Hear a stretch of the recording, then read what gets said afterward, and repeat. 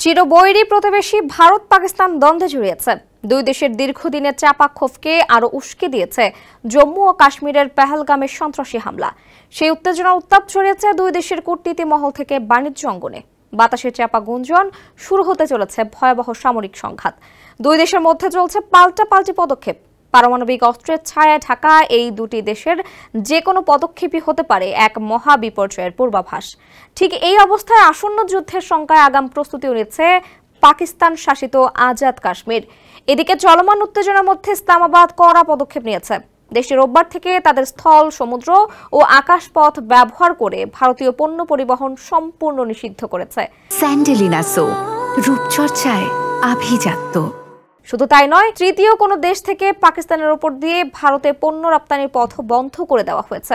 পাকিস্তানের বাণিজ্য মন্ত্রণালয় এক বিজ্ঞপ্তিতে জানায়, জাতীয় নিরাপত্তা ও জনস্বার্থে এই সিদ্ধান্ত নেওয়া হয়েছে। তবে আগেই যেসব পণ্যের জন্য ঋণপত্র ইস্যু করা হয়েছে সেগুলো এই নিষেধাজ্ঞার বাইরে থাকবে।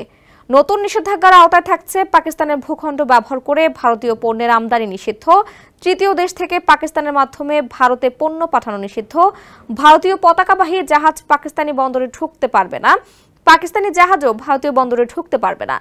পাকিস্তানের মেরিটাইম অ্যাফেয়ার্স মন্ত্রণালয়ের পোর্টস অ্যান্ড শিপিং উইং জানায়, সাম্প্রতিক সামুদ্রিক পরিস্থিতি ও নিরাপত্তার ঝুঁকি বিবেচনায় নিয়েই এই পদক্ষেপ নেওয়া হয়েছে। ব্যতিক্রমী কোনো আবেদন থাকলে তা আলাদাভাবে বিবেচনা করা হবে।